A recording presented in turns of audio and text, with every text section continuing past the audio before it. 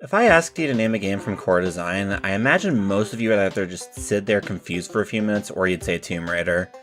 And if you said anything else, you're British, between 40 and 50, and you owned an Amiga as a kid, where Core Design got their start before moving over to the Sega CD later on in their life. And while they had some success in their home of the UK, they wouldn't really hit it big worldwide until they dropped Tomb Raider on the PlayStation.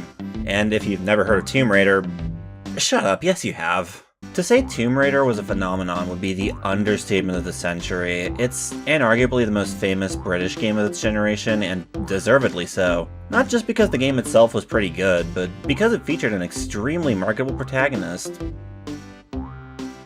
People loved Tomb Raider, but they especially loved Lara Croft, and for better or for worse, Core's management knew this. And I'd wager only about a fraction of them have any strong feelings towards, or even know the name of her creator, Toby Gard. At the time of Tomb Raider's conception, Toby was still fairly new to the company, only having joined earlier in the year to work on BC Racers, but when they accepted his pitch for Tomb Raider and let him develop it into a full game, he was given a lot of creative freedom with how the game turned out. Freedom that he greatly enjoyed, and freedom that he no longer had after Tomb Raider released and proved to be a hit. This would combine with his increasing frustrations with the way Lara was handled in marketing and lead to friction between him and the upper management of Core Design, which all came to a head in the following year. They gave Toby a choice of, if he wished to stay, either porting Tomb Raider to the Nintendo 64 or working on the Tomb Raider sequel that Core wanted. He chose neither, instead leaving and taking designer Paul Douglas with him. Of course, most of the team remained and even expanded to let new blood join in. They finished Tomb Raider 2 and much of the team started work on Tomb Raider 3 for the PS2.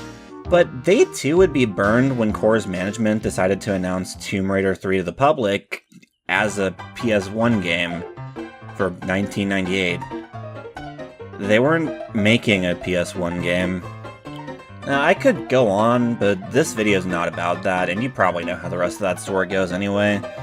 Tomb Raider became an annual series at the cost of its team's mental and physical health, and they were sick of working on it. They were ultimately removed from the franchise after 2 terribly received games in a row, which may as well have been the end of them even though their actual end didn't come until 7 years later. With the benefit of hindsight, perhaps it's hard to fault Toby for leaving when he did, but this begs the question, what exactly did Toby do after leaving Core Design? Well, as you'd expect of a man who just headed one of the biggest games of the generation, he was headhunted immediately by other games companies.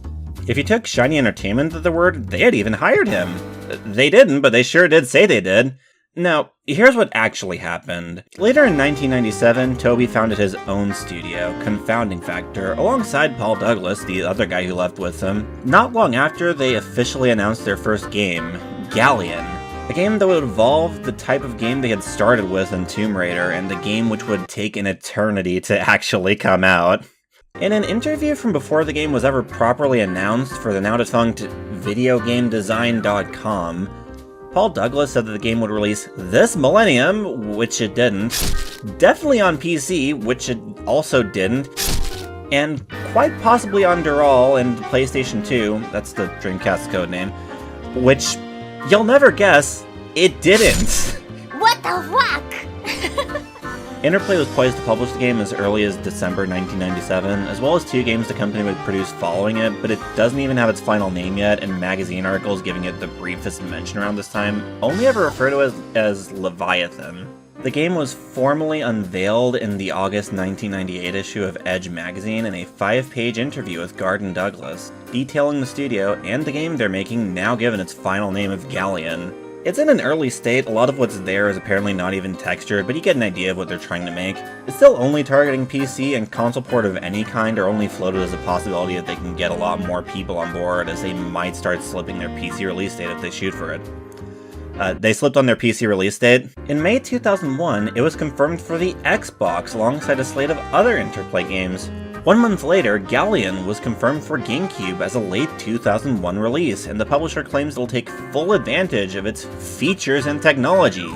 Wow! Screenshots dropped 10 days later, and it was revealed that though it will still release on the Xbox, it would be GameCube exclusive for an undisclosed period of time. In May, Galleon features again on the cover of Edge magazine with an 8-page feature going into the experience that is Galleon. with claims that Galleon would also release on PC after consoles, and also on PS2 in a heavily downgraded form, although apparently IGN never got the memo as they continued reporting as though it was only going to be on GameCube and Xbox. From here, the game was delayed somewhere around 4 times, and in December 2003 it was announced that the GameCube version had been cancelled. Presumably the PS2 version had been at some point much earlier. It would now only release on the Xbox, and the publisher would change to SCI Games, likely because Interplay had been struggling financially for so long by that point, that an expensive, repeatedly delayed game that may or may not be a success was the last thing they needed. And with that, finally, Galleon launched in 2004. Reviews ranged from the very positive IGN review to several more tepid reviews like the Eurogamer one. Even Edge, who technically had it as their cover story twice and regularly cited it as a potential action game classic, could only muster a 7 out of 10 for the finished game.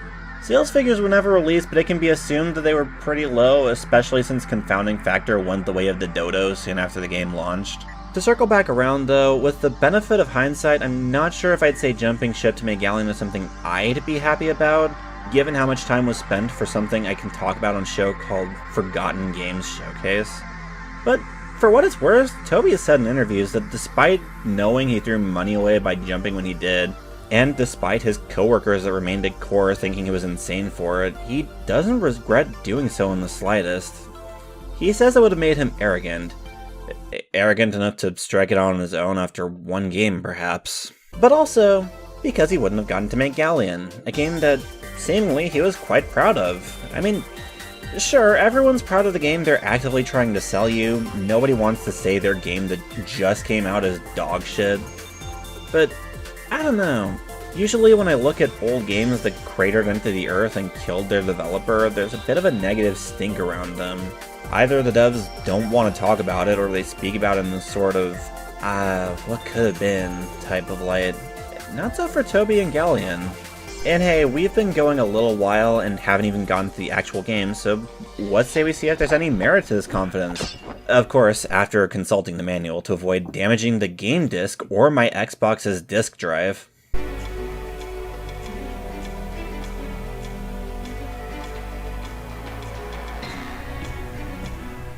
Captain Rama Sabria, although we have never met, your reputation precedes you.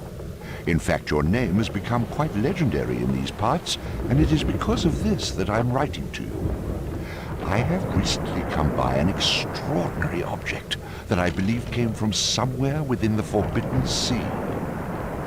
I understand you are familiar with this stretch of ocean, and so I'm willing to pay you 300 doubloons if you will sail to Akbar and appraise the object for me. If you can identify its origins, there may be a far greater fortune to be had, but we will discuss that when you arrive. Regards, Dr. Aureliano, Governor.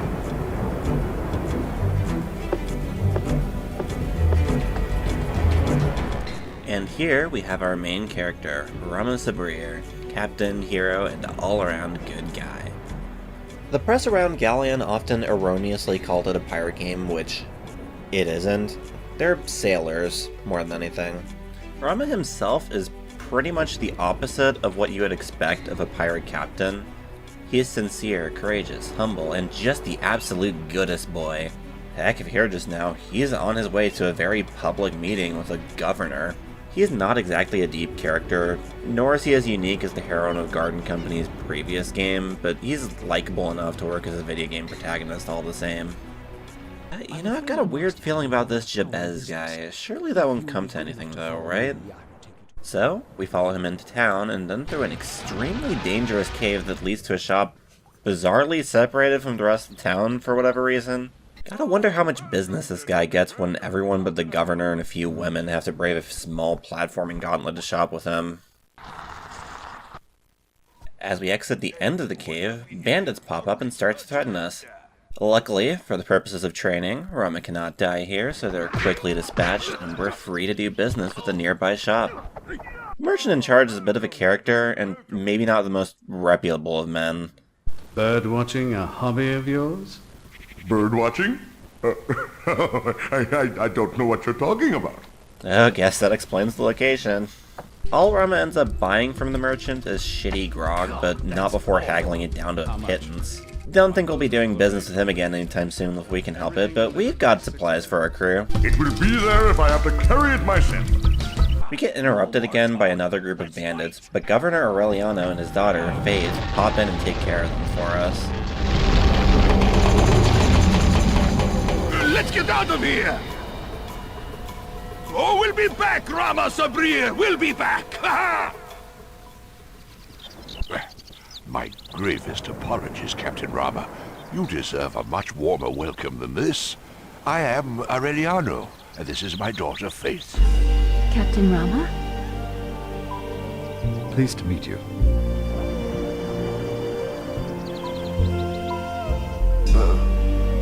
Captain?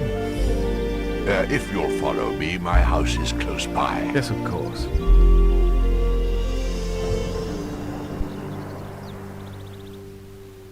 Well, Aureliano's guidance doesn't do us much good since I got lost on the way anyway trying to find secrets. One thing you'll find out quickly about Galleon is its levels are surprisingly massive for the time, at times overwhelmingly so.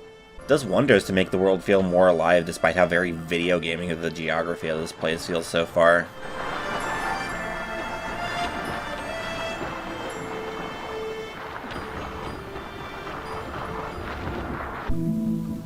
Welcome to my home, Captain. Thank you.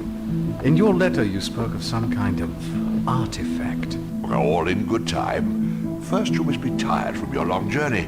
Make yourself at home. My house is your house. Rama's understandably had a bit of a long day, so Faith shows him to the guest room where he'll be staying for the night, and the two of them make goo-goo eyes at each other. But before he can retire for the night, Aureliano wishes to speak with us and show us the first driving factor of the story. In the caves below Aureliano's home lies a curious ship said to have been cursed. Among the many peculiar sights Rama finds aboard the ship rests a massive tree which grows mystical herbs. Aureliano, as a scholar, wishes to study these herbs to learn the science behind them and believes he can use the herbs to save lives.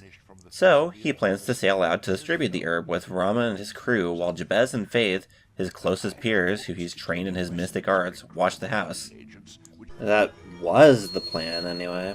Turns out that bad feeling I had about Jabez wasn't unfounded. Lucky for Rama, he wakes up after hearing the commotion and goes to investigate.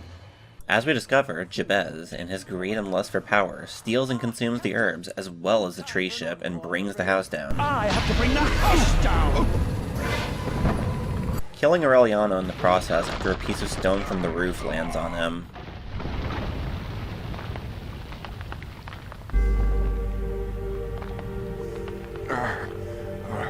Rama, forget about me. You must stop Jabez. He mustn't get away with the herb. Go over the cliffs. You can catch him on his way out of the cave.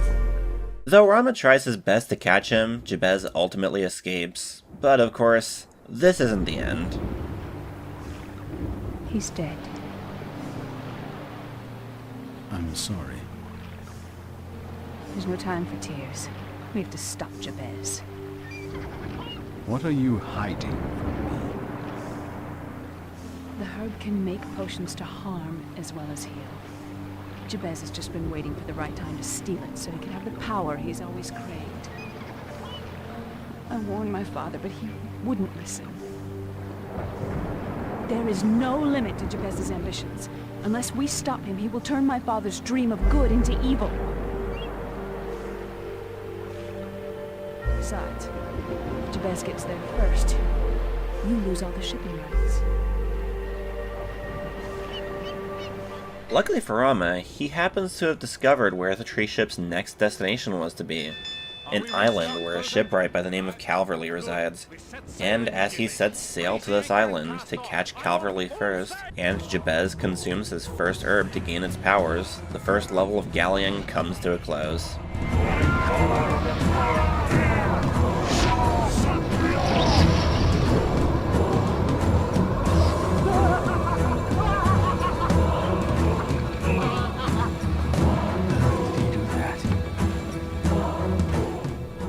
It's a bit early here to make any real comments on Galleon as a game, but if nothing else, it has a pretty charming cast. Rama isn't exactly a deep character, as mentioned earlier, but his interactions with the cast are entertaining enough, and he's a likable enough guy already. Jabez makes for a pretty fun villain, Aureliana makes for a solid motivating figure, and Faith exists. She's the weakest link so far, besides Bosun, who's kind of barely in the story to begin with, so it doesn't really count. And there's a surprising amount of recognizable actors in this. Not bad for a game by a new studio whose publisher for most of the development was actively exploding. The voice of Rama, Roger L. Jackson, is probably best known as the voice of Ghostface in the Scream movies. But if you're more in my niches, you probably know him best as Mojo Jojo from the Powerpuff Girls, or from several roles he did for American McGee's Alice and its sequel later on. You may also know Faith's voice actress, Jennifer Hale, from, everything. Of course, the biggest name of the bunch, in my eyes at least, belongs to Aureliano. It doesn't matter who you are, if you've been exposed to any media from before his death in 2006, the minute you heard that distinctive raspy baritone voice, memories of at least one of the characters Tony J lent his voice to popped up.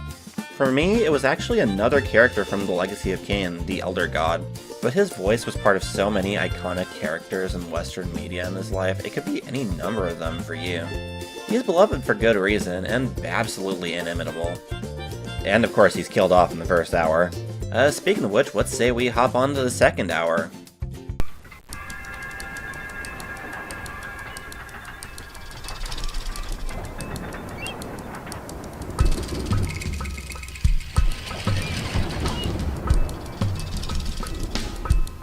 This is Calverley's Island. I don't see any sign of Jabez's ship. We may have beaten him here after all. Are we going ashore, Captain? No, sail round to the rear of the island. If Jabez is not here, we still may be able to surprise him.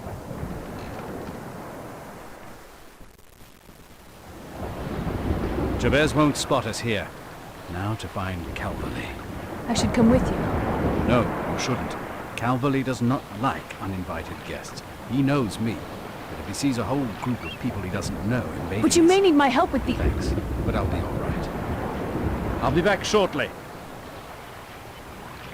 I haven't spoken much about Galleon on a mechanical level, mainly because while we got introduced to all of the mechanics in the first level, the second level is where the game really begins in earnest, so it makes a little more sense to discuss it here. Given how much of a fuss was made in marketing about how easy Galleon was to get into compared to other games of its type, it might seem weird to have an entire level dedicated to teaching you how to platform around the world. But when you actually start to use the platforming mechanics, yeah, it makes sense. Galleon controls really goddamn weird. Not even necessarily bad, just strange. So, its tank controls, kinda. Not too weird for the time. By 2004 they were starting to fall out of fashion, but they weren't quite dead yet, and personally I kinda like tank controls. Not really for every game, but I think they add a more deliberate rhythm to movement, and the right game is pretty fun. That's not what's weird about it. What's weird is just how Rama moves around. It feels in a sense like rather than controlling him directly, you're giving him commands. Commands that he's quick to respond to, but commands all the same. You don't turn Rama directly, you turn the camera whose view Rama tries to follow. You don't move Rama directly, you point in a direction and tell Rama to run in that direction. This is felt most when running, as Rama needs about an eighth of a second to catch up when you turn the camera. Saying it like that probably makes it sound worse than it actually is, though. There's a distinct rhythm to Galleon's movement that you can absolutely adjust to. It's just a weird adjustment to make if you're expecting it to play like any other action game. The biggest thing supporting this system is how Rama's movement is partially handled automatically. He intelligently follows paths if you, the player, angle him just a little bit off. He'll automatically climb upstairs and grab onto any ledge you point him at if it's in arm's reach and at arm level. For bigger jumps, you'll still need to do the actual jump on your own, but when landing, there's still a slight bit of movement assist just to make sure you don't just narrowly miss a jump. Looking at it from a modern perspective, you might be reminded of something like the Assassin's Creed games or the minigames directly inspired by them, where platforming is so automated you could be dead and still succeed, but I don't think it goes anywhere near as far as those games do in this regard.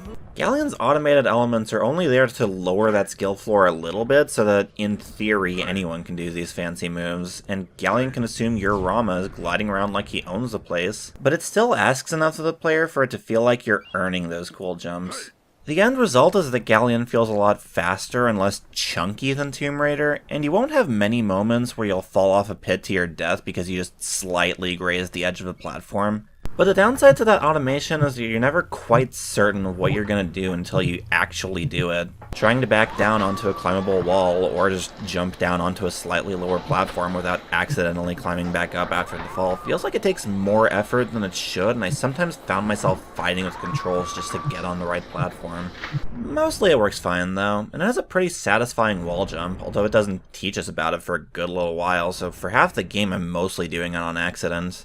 It's a game of trade-offs. You get a little bit of jank added from automation, but in return you get a surprisingly breezy-feeling movement system that marries the deliberate feeling of Tomb Raider with the more active, faster pace of a Mario 64. And to really put those platforming mechanics to the test, not long into our trek we come across Galleon's first boss fight against a massive hermit crab. This is one of two types of boss fight in Galleon, and they're honestly some of my favorite parts of the game. Rather than testing you strictly on combat, these are more platforming-centric boss fights, but with a more active bend to them. You can't just hurt them from anywhere, all of them have a specific weak point you need to climb onto in order to damage them at all, really. And of course, to get to their weak point, you have to climb onto them in some way or another, either by using the environment to your advantage, or just catching them off guard and striking before they have a chance to shake you off. It's a pretty smart way to incorporate platforming into boss fights, and given how rare it was for 3D platformers of this era to do so, arguably even still now, let alone actually be fun while doing it. Yeah, I really enjoyed these. They're a little clunky for sure, but if anything that only adds to the experience. Obviously climbing a giant hermit crab would involve a lot of fighting to keep on in real life after all. Really, I just wish there were more of them in the game. There's a criminally low amount of these guys before they just stop showing up entirely. Well, after taking the big guy out, it's time to continue on to the big main zone we'll be in for most of this level. Sadly for Amma, it turns out Jabez beat us here after all, and it seems like he's gonna beat us to Calverley if we don't hurry. The main zone here is where the game really starts to show its colors, as it's significantly more non-linear than the game prior, or at least it gives the illusion of non-linearity. It can almost be overwhelming seeing this giant open zone and having to figure out what to do from here. In fact, I ended up going around in circles a bunch during my playthrough. It's also where the game starts combining a lot more of its mechanics per obstacle, so this is either going to be where the game loses you or where it grips you in for real, depending on whether you've adjusted the game's groove in the past hour or two or not. I'd like to think I had the hang of it.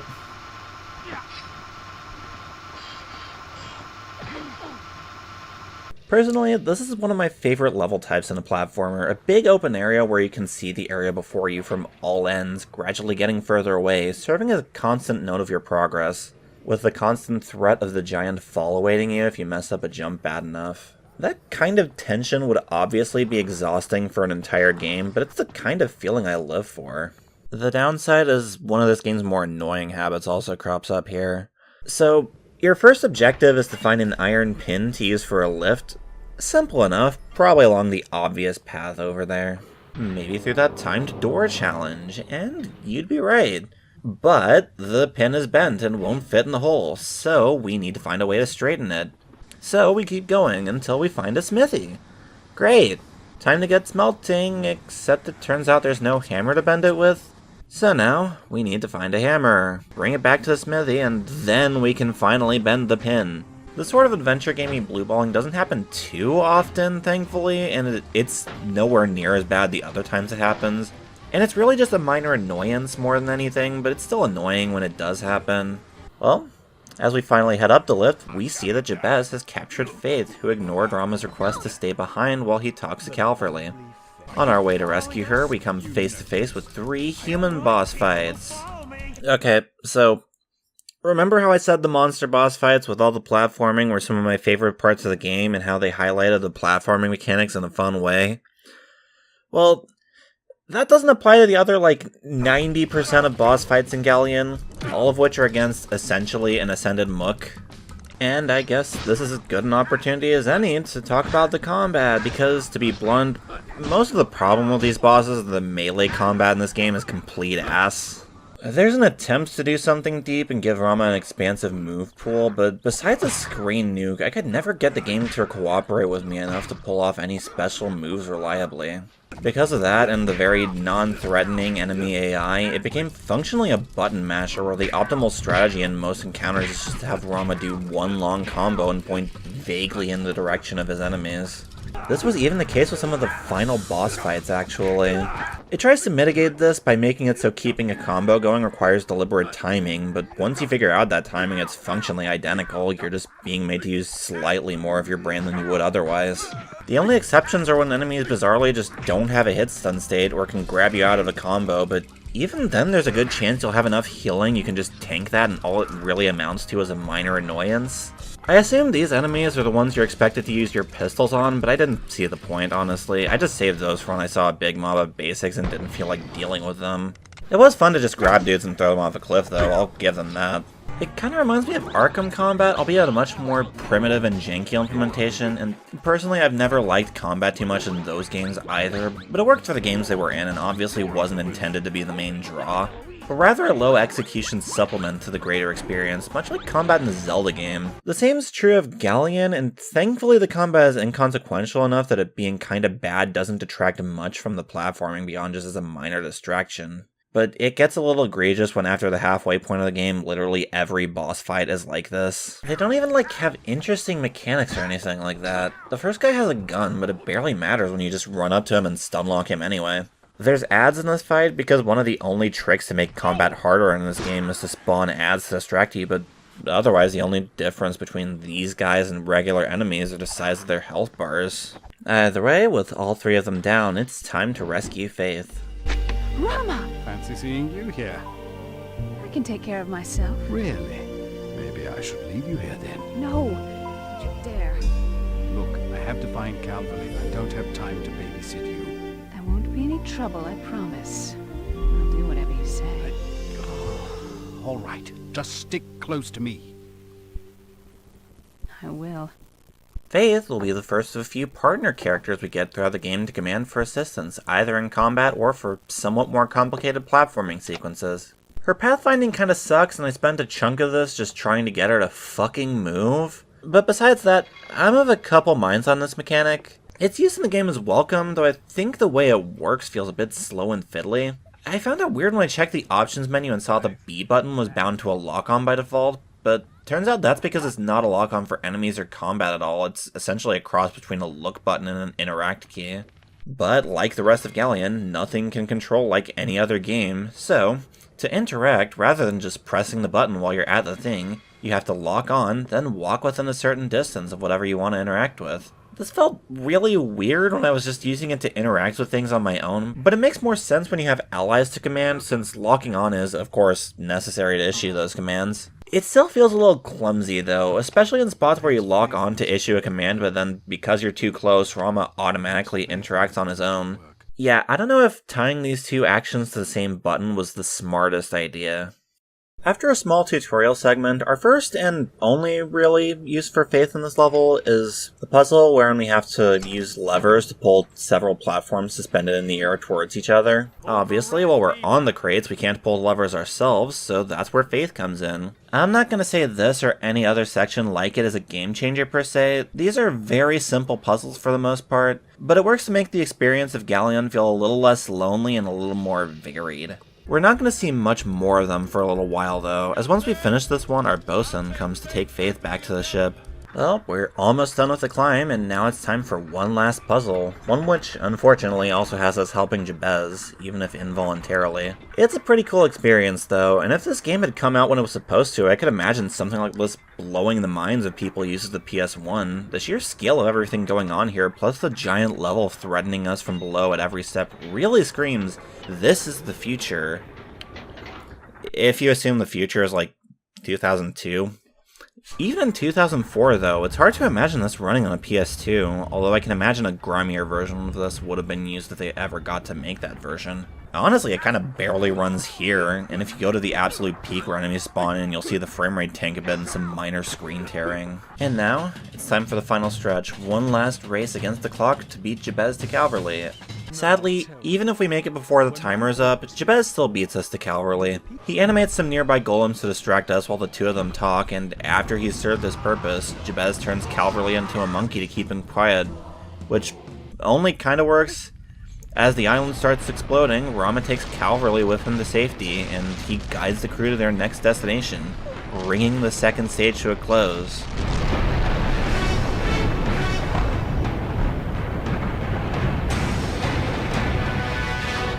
So while doing research for this video, both for the pre-release behind-the-scenes story and to try and figure out what the fuck this level wanted from me, I found a lot of old forum threads, usually on Tomb Raider forums or the Xbox sections of Game FAQs or Neoseeker or whatever other big games boards were out there, talking about Galleon when it was new. Most of it was about what you'd expect, discourse about critics' scores, thoughts on various parts of the game, you know, stuff like that. People genuinely seemed lukewarm, but overall positive about the game. The one thing I consistently saw brought up as a negative, however, was Level 3, The Storm.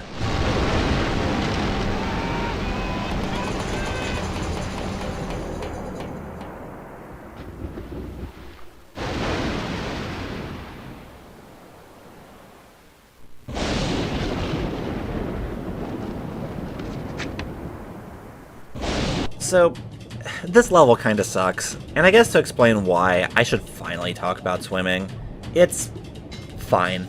Swimming in 3D games is rarely done well even today, let alone in 2004, and Galleon isn't exactly one of the exceptions. It feels a bit stiff and clunky, but it works, which at least puts it on par with swimming controls in a lot of other 3D games. Could be a lot better, could be a lot worse too.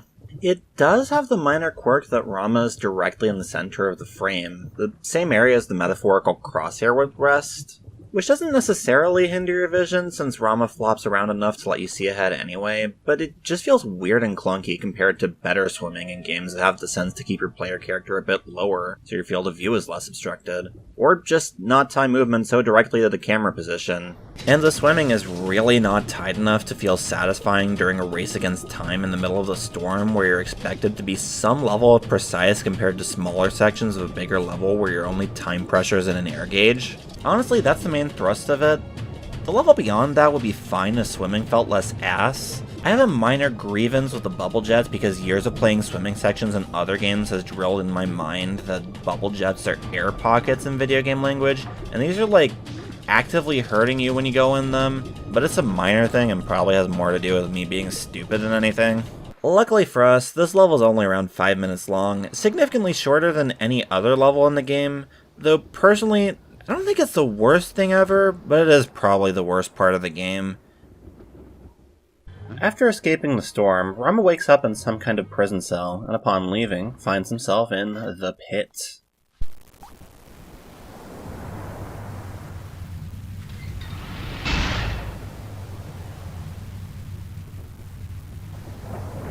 There he is. He doesn't look like much. He's attacked more of my slave ships than the whole of the King's fleet put together. There were also 3 men and a monkey on board. I can get a reasonable price for the men, but as for him, I think he'll prove troublesome to break. So what will you do with him? I will use him to illustrate what happens to people that do not please me. Bring the girl forward.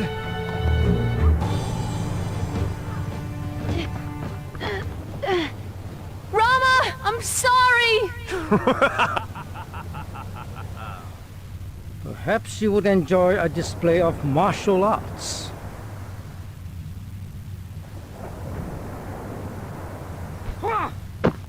Oh boy, Asian people in a Western video game. This can only go well. I don't know if this game is intended to take place in our world at all, and I kinda doubt it is, but we can pretty clearly tell these guys are supposed to be Chinese. They speak what vaguely sounds like Chinese, and all the cultural signifiers are in closer to that than anywhere else. Oh, they are already fucking it up. Well, at the very least, this is about as bad as it gets.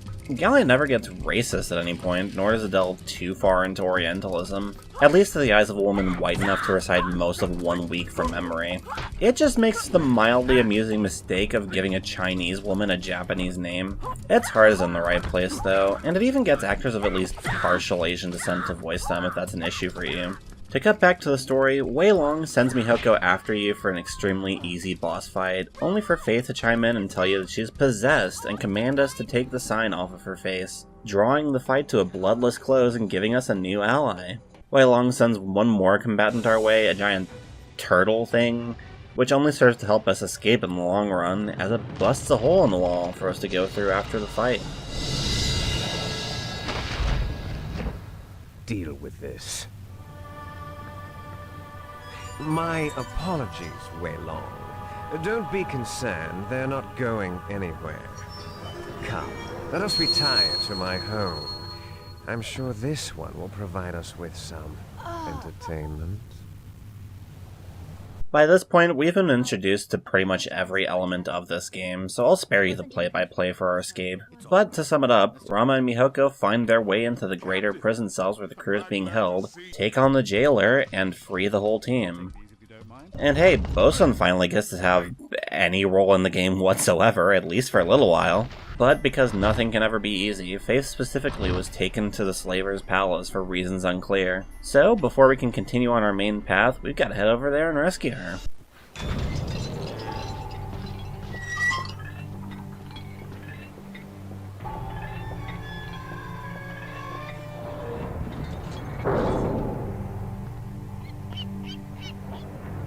Release Faith!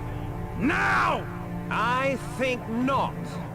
You may have escaped from my prison, but what can you do now? This fortress is designed to withstand a siege from an army. You pose no threat to me. Eventually, you will all starve out there. He's got a point, Captain. No, there must be a way. Run!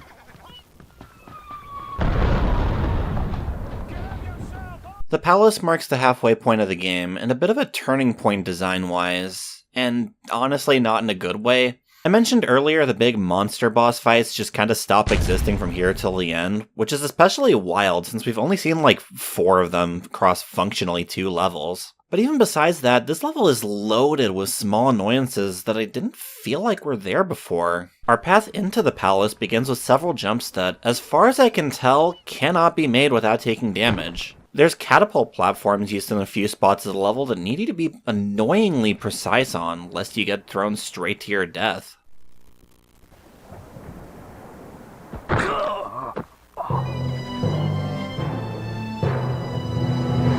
There's a physics-based platforming puzzle using smaller catapults that are somehow even more annoying to use than the bigger ones.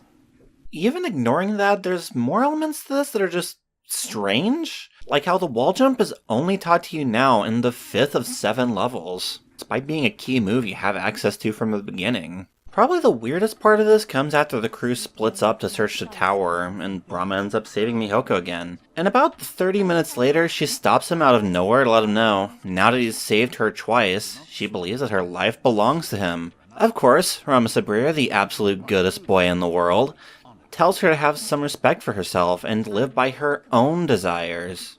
Well, this is a weird thing to just say out of the blue, isn't it? Like, was she not clearly on our side already? But there's a reason for this. I've neglected to mention it until now, but Mihoko hasn't actually been commandable this whole time for whatever reason. Bosun was, but not Mihoko. Not at any point in the previous level, not for this entire level up until now. Only now does the game let you command her for any reason. Her role is basically the reverse of Faith, in that she participates directly in combat rather than assisting as a healer like Faith does. And because she can actually jump higher than Rama, she can reach up to ladders just barely out of our reach and give us a leg up. But like, isn't it a little weird that they took this long to introduce that? Aren't all the little bugbears I'm running into a little weird? Well, I don't have any proof but I'm starting to believe Galleon was rushed out the door towards the end of development. We already know that Galleon's development was overambitious. Like, when it was first announced, its release date was literally this millennium, and it got delayed for 4 years past that. And we also know its publisher was struggling to survive for most of the development and dropped out of publishing it close to when it would eventually ship.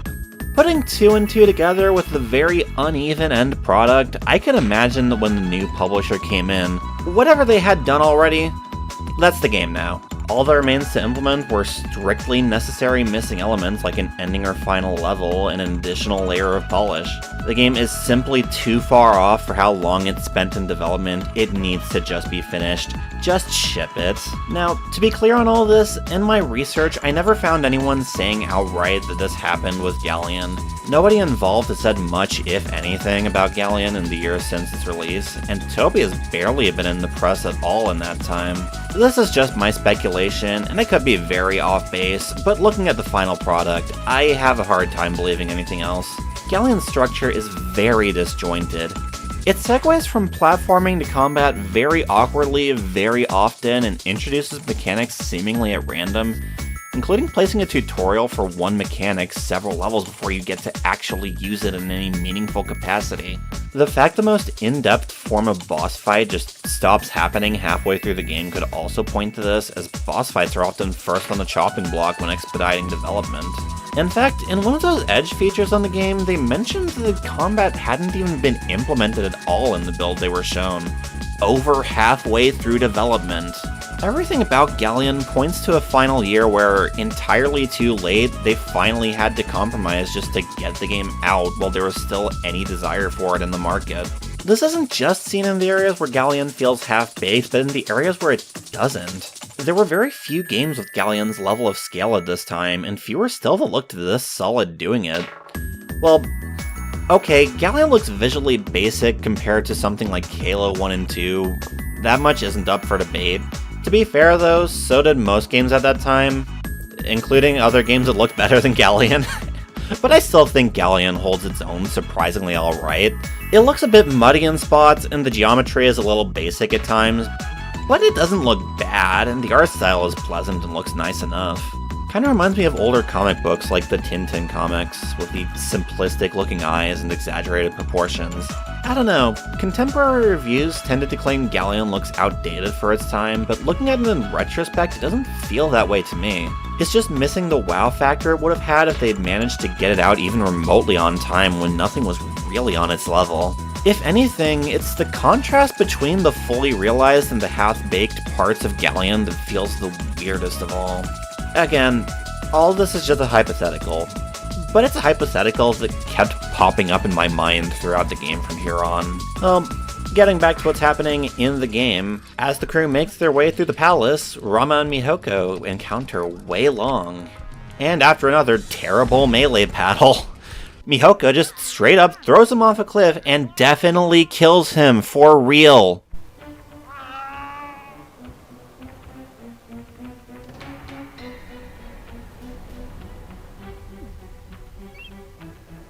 The level draws to a close as Rama fights off the slaver, rescuing Faith in probably the most annoying of these boss fights.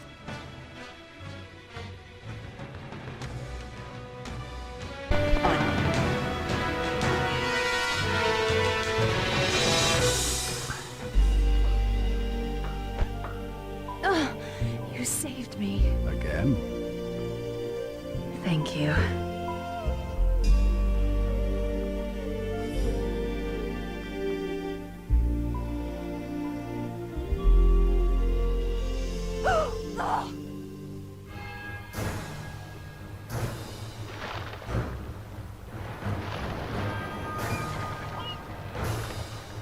Wait, who's that on that boat? Is that Wei Long? Brother, how did you survive being thrown on your spine from a 20-story drop? Well, not that it matters. Despite this reveal, Wei Long never shows up again for the rest of the game. Honestly, I'm not sure why they even did this. Maybe they wanted to do more with him that just got cut. I don't know, let's not dwell on this. We've got a world-ending event to stop. Calvin, we need to know where to see Jabez. If you want to become a human again, you have to find Jabez. He holds the key to your transformation.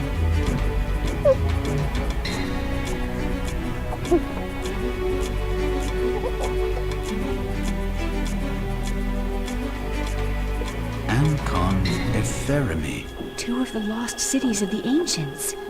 Well, they aren't both lost. The ruins of Ancon are on an island in the Forbidden Sea.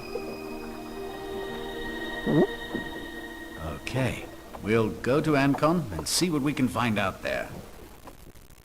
So the crew arrives at Ancon only to find it being ravaged by a giant beast.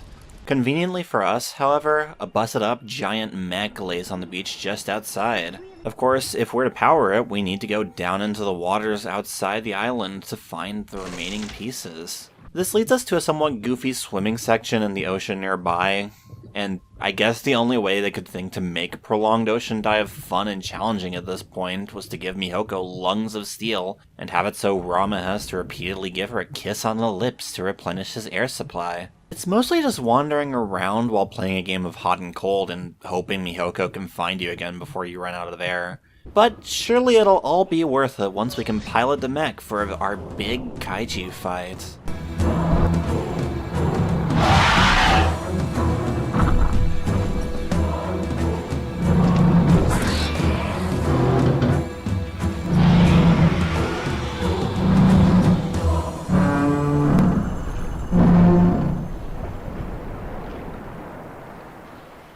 Nope, it's kinda underwhelming.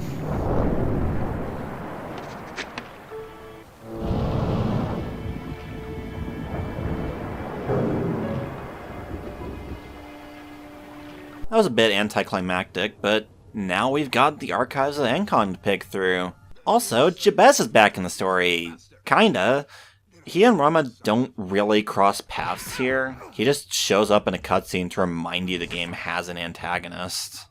Throughout Ancon, we get a little more context as to the tree and its herbs' importance. As the whole story goes, an ancient civilization cultivated the herbs from their own sacred tree on the island of Epheremi as a source of energy and eternal life. As a result, the entire civilization became heavily reliant on it. But now their tree is dying, and there's only one tree in existence that can be cross-pollinated to save it. That very tree being the one on the ship Jabez killed Aureliana to steal for himself, which was on its way to Epheremi for that very purpose.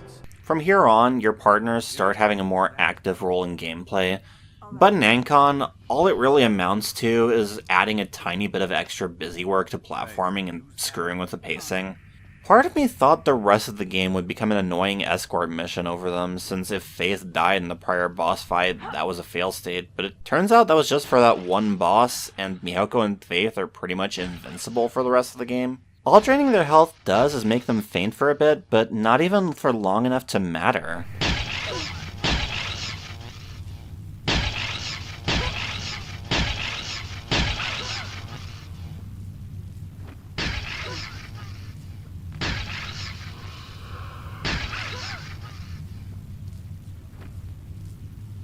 But it has to be said, Ancon is probably the level I was most bored by. It really feels like it's spinning its wheels, making you run back and forth the whole time without giving you much to do in the meantime. It's a very forgettable level overall. About the only bit of gameplay I even remember between the kaiju fight to the end of the level is a burning library set piece that somehow manages to make a run through a burning building feel dull. Does at least pick up a tiny bit for a puzzle room near the end, though. So there's a set of buttons here to make this talking head say part of a word. If you have both Faith and Mihoko press the keys corresponding to the word on the wall, which spells out Ancon, the talking head tells you about Ancon and shows you where it is. Which is right where you are, wow. And this should be when light bulbs go off in your head and you start thinking to type the name of your ultimate destination. If you can remember what it is, anyway. By this point, it seems like most of the playtesters had forgotten the island's name, so there's a bunch of safeguards in place to make sure you remember, with the most egregious of the bunch being a clunky little conversation you can have with Faith as soon as you activate the talking head. What was the name of that island again? Epheremi. Well, I guess I can't blame them too much. It's not exactly the most memorable name for an ancient civilization. Doesn't have the best mouthfeel either. I keep wanting to say it as ephemerae. I have like 20 failed takes of just me doing that even. Putting that to one side for now though, time for us to push some buttons and make our way to our final destination.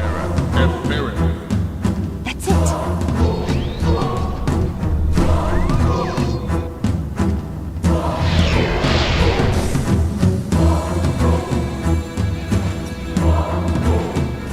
Ephemerae is one of the Forbidden Lands. Any who attempt to land here will be destroyed.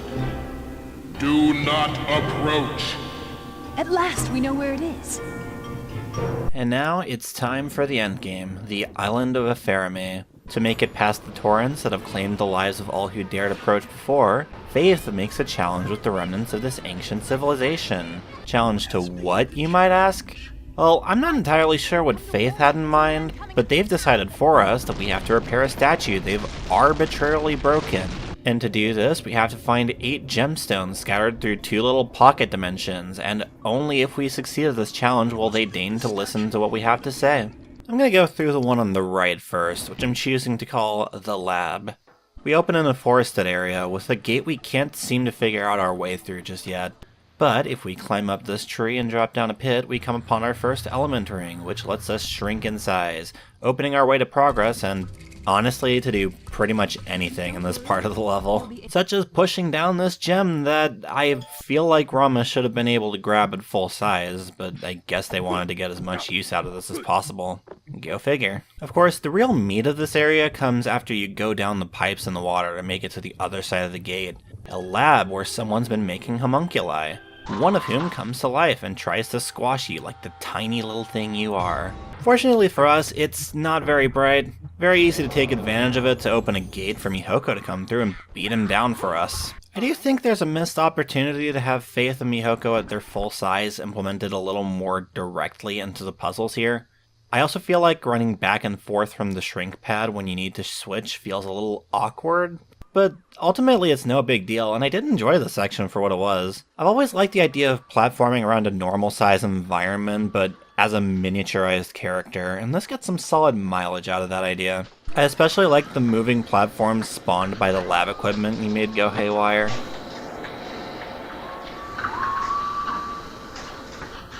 The other zone is a big complex of floating platforms and, I guess, chunks of a castle.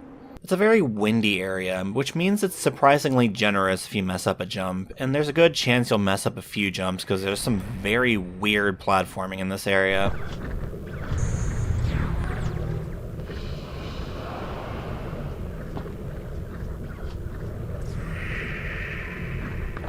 This is a more non-linear zone than the lab, and in fact more than any other part of the game. You're kind of just left to find everything in more or less whatever order you want, besides the rings. I remember getting a little lost in here when I was playing through this, but thankfully it's not so big that getting lost is a huge issue. And the Sonic Adventure style item radar in this game works fine enough that nothing feels hidden to an obnoxious degree. It didn't end up taking too long to acclimate to the strange terrain and start finding my way around for real, though I did end up spending a good little while here before I found either of the rings. The first one you get isn't all that interesting, it just spawns some water pillars to swim through. It's basically just a key in that sense. The other one gives you a super jump, and to me is a lot more compelling. Even if it's a pretty standard power-up for a platformer to have, it just feels good to land giant leaps in pretty much all contexts.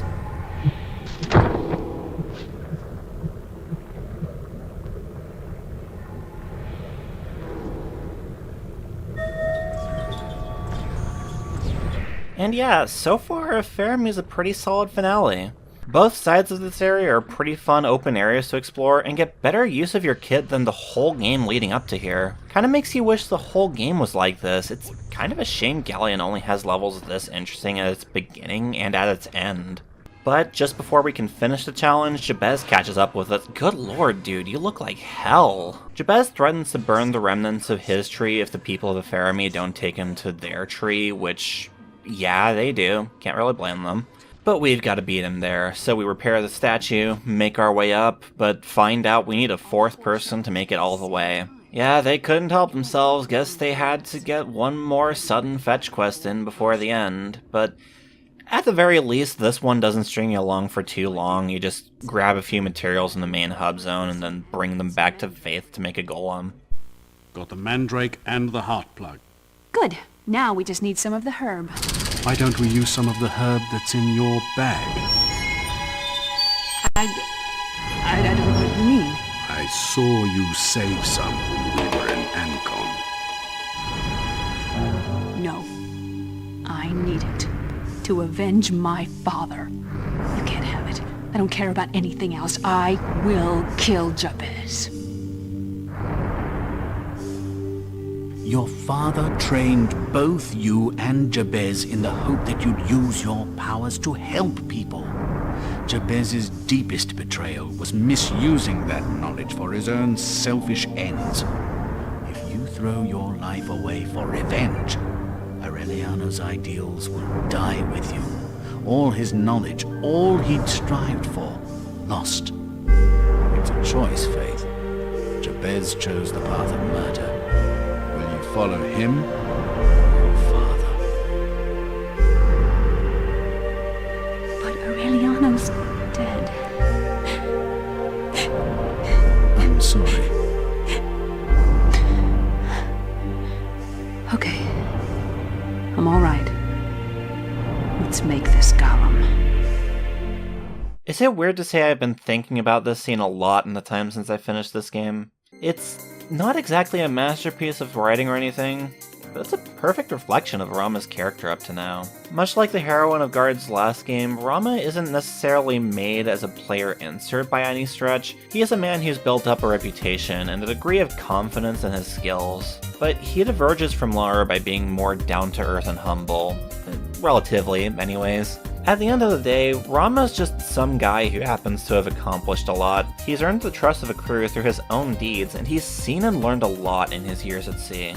He wasn't born into any different a world than anyone else, and he doesn't have an especially inflated opinion of himself. He's a realist, but he cares about people. And I think that's reflected in how he chooses not to preach to Faith about how revenge is wrong or whatever the fuck, but instead how she can better honor her father's legacy by choosing non-violence. That's just the guy he is, and it's what in theory makes me like Rama as a protagonist, and what makes it sting so much that the promise I saw early on in the cast ended up going nowhere. Rama is the only character in the game with literally anything compelling going on, which loops around and makes him a much weaker character than he theoretically could be. Jabez, in the end, barely even has a presence in the story he's supposed to be the main villain of, and his entire character can be described in a word. Faith is pitched as Rama's love interest, and the game constantly wants to remind you how badly she wants to be in bed with him, but the two of them have zero chemistry together because her personality is defined solely by that and her hatred of Jabez. And yet, somehow there's still more to her than there is to Mihoko? I literally cannot even name a single character trait that Mihoko has. She is functionally a doll. Bosun is a more interesting character than Miko, and he's such a non-entity that he doesn't even have a name, he's just referred to by his title. The supporting cast of Galleon is hollow in a way that just feels wrong given how much more emphasis is placed on story and character interactions in a typical game of this era. And it feels especially weird in the PS2 era, where it's going up against 3 big-name Sony properties that all had exceptional character writing. Oh, hey, in the time I've been talking, our golem's been finished. Well done, Faith. Guess it's finally time to board the floating island and take on Jabez. Sadly, we're just a second too late. Jabez consumes the flower of the sacred tree, briefly goes mad with power, but then it takes over him and goes haywire. Both Faith and Mihoko are trapped in a bubble of water, and Rama only manages to save one of them. You get to choose which one lives. I went with Faith, but it basically doesn't matter, as we'll see in a bit. Are you all right? Help me.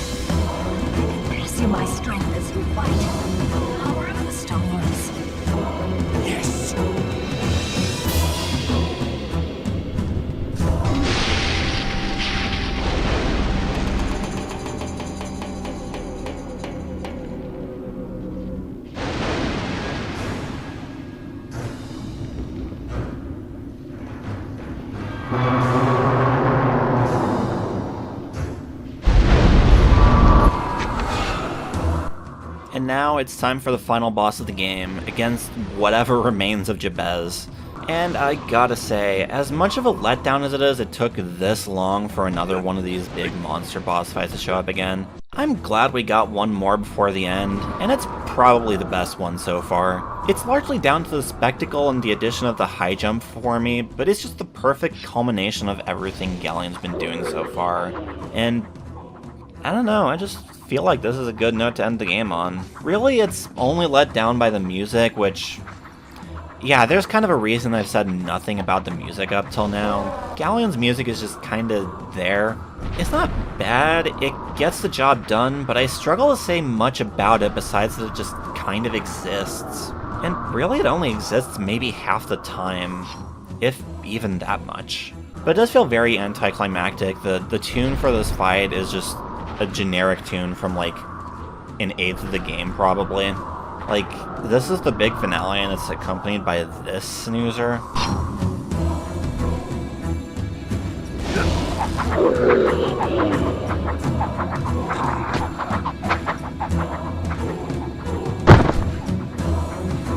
I think the sound effect work is actually pretty good though. There's some really meaty sounding sounds in here, especially the fall damage sound. It really does feel like you're breaking every bone in your body. Wow. But remember that tangent I went on earlier about the voice actors? Yeah, you can barely hear them. You've probably been thinking that in all of these clips I've been showing, but yeah, the audio mixing in this game is kinda terrible. But with that, we land our final blow, and Jabez is dead. But well, so is Mihoko. For a little while, anyway. We are saved.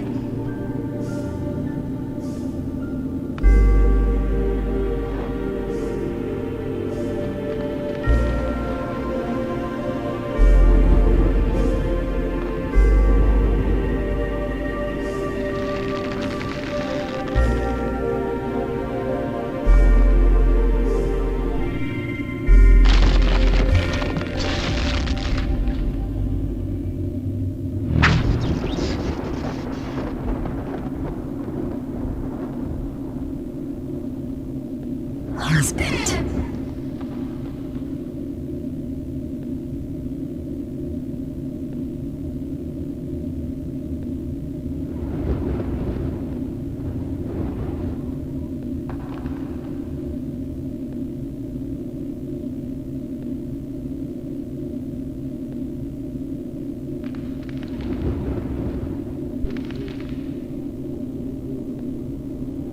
Just as the seed creates a new life when it is planted, so too can it give this life to those that have lost it.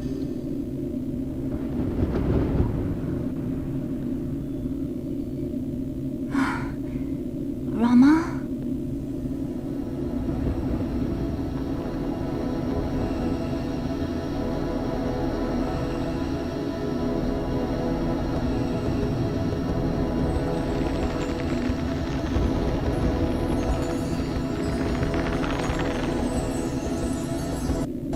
Hundreds of years ago, the sacred trees were the foundation from which mankind built a formidable society.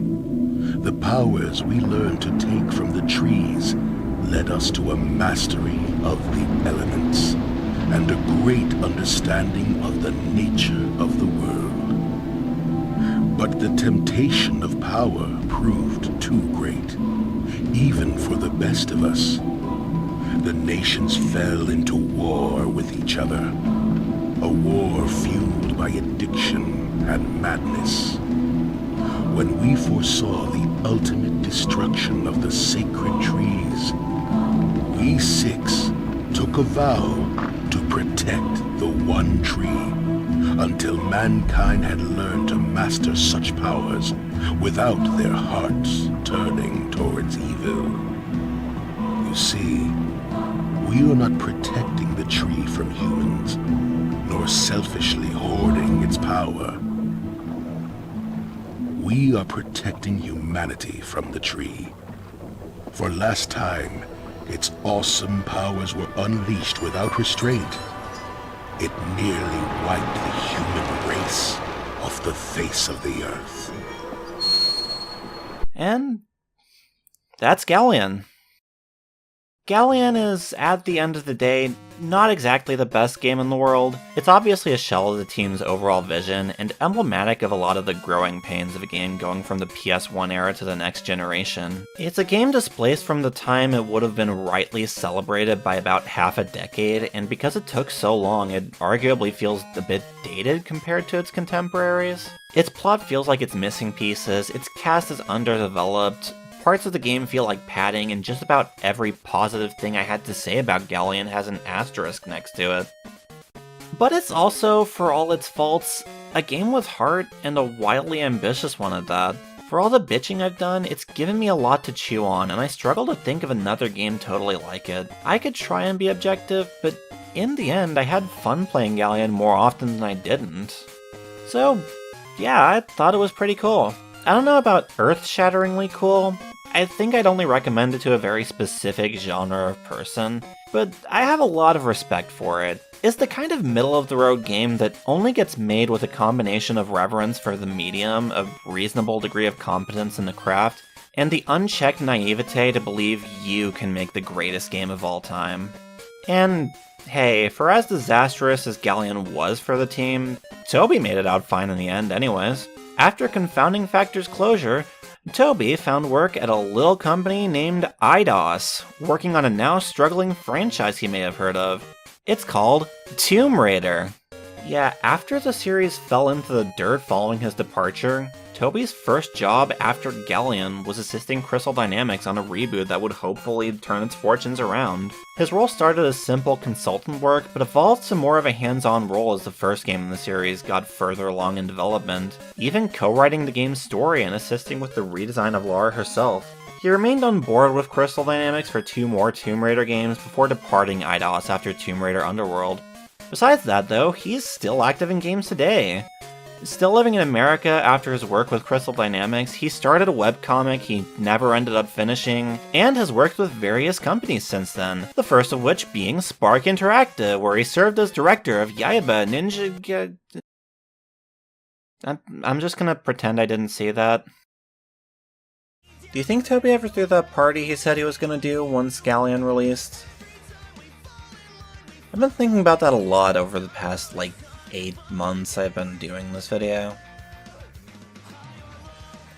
If I ever meet the man, somehow, I'm going to ask him that. He's probably going to look at me like I'm a fucking idiot, but I need to know. The people need to know. Me and the people need to know. I'm not people, I'm fish.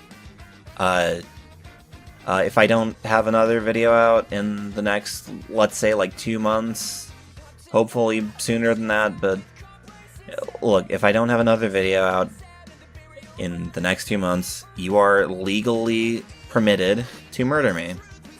That's just how our little arrangement's gonna have to be. Yeah, see you next time.